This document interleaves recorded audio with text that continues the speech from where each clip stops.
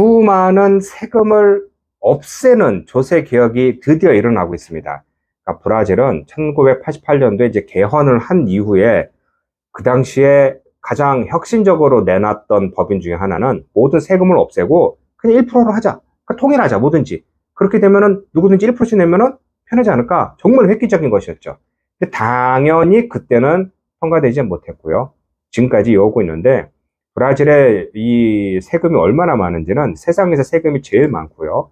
그 세금에 대한 이런 법령들 전부 다 봤더니 출력했더니 차보다 더 큰 책이 된 그런 경우도 있었습니다.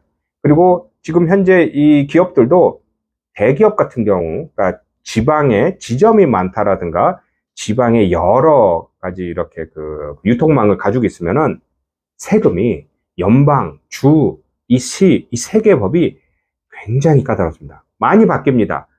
매일매일 그것만 체크하는 사람이 있습니다. 생각해 보십시오. 지금 브라질 얼마나 많은 도시들이 있는데 그 시와 주에서 매일 새로운 법을 하나씩만, 한 달에 한 번씩만 내놔도 이게 어마어마한 겁니다. 그래서 이게 너무나 복잡하고요. 일반적으로 가장 보편적으로 보는 게 그냥 공업세, 유통세, 또 이런 사회보장세, 그리고 또 뭐 어쨌든 간에 5가지 세금이 있습니다. 너무나 많은데 이 5가지 세금을 없애버리고 그냥 VAT 세금으로 그냥 통일하자라고 하는 그런 법안이 지금 국회에서 지금 하원을 통과했고요. 상원으로 통과할 겁니다. 그 VAT는 뭐냐? 물가를 살 때 우리가 미국에 쉽게 설명하면 미국에서, 그러니까 브라질은 아니고요. 미국에서 보면은 이게 30불이다 라고 했는데 30불 하고 돈을 내려면 30불만 내려고 하면 그게 아니죠. 30불하고 세금은 얼마입니다 라고 따로 내는 겨. 그걸 가지고 VAT인데 브라질도 그런 식으로 이제 적용한다는 것이죠. 이게 장점은 내가 세금을 얼마를 내고 있는지 바로 알 수 있는 것이고요. 직접적으로 내는 겁니다. 간접세라고 하는 브라질 현행 방법은요. 사람들이, 그러니까 공장이나 뭐 이렇게 유통 사람이 이거 물건을 팔 때 거기에 모든 세금을 다 미리 포함해서 내는 겁니다.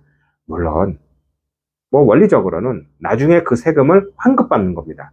그러니까 유통세 같은 경우도 야, 어느 지역은 18%고 어느 지역은 13%고 하는데 거기에 상관없이 일단은 제가 13%를 내면은 나중에 야, 나는 저쪽에서 받을 세금도 있고 내가 내는 매출에 따라서 그거를 복잡해지죠. 그러니까 이게 제대로 환급만 담당하는 직원이 있을 정도로 이게 세금을 계산해야 되는데 너무 복잡한 겁니다.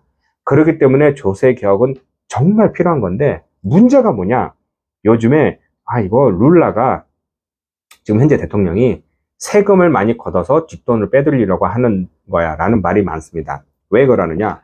여기서 가장 많이 걷어들이는 유통세와 또 이제 서비스 이 세금은 각각 주정부와 시정부에서 걷어들이는 겁니다. 그 자기의 재정에 쓰는데 이런 거를 없애고 하나로 만든다?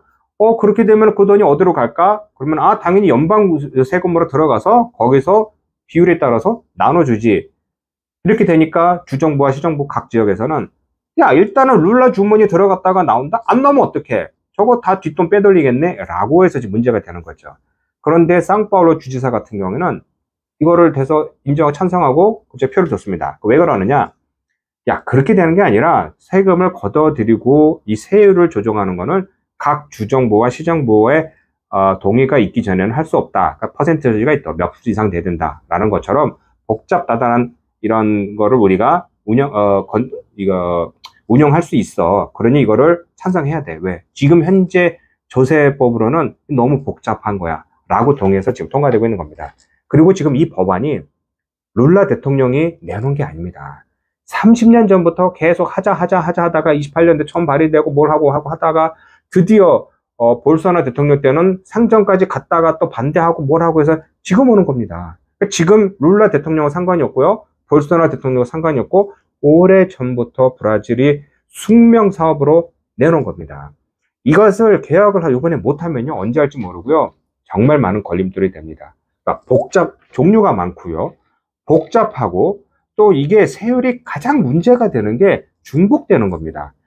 수입할 때 한번 내고 유통망 한번 거칠 때마다 똑같은 세금을 계속 내고 나중에 환급받아야 된다는 원리는 있으니까 그렇게 되니까 일반적으로 브라질에서는 일부를 수입을 해서 소비한테 가게 되면 한 4불 정도 되는데 그 중간에 대부분이 다 세금으로 채워진다는 것이죠.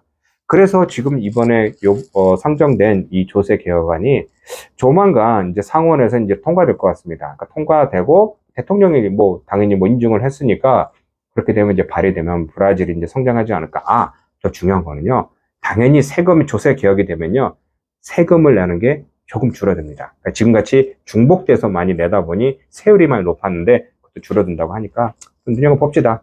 오늘의 브라질 조세 이야기 조금 하였습니다.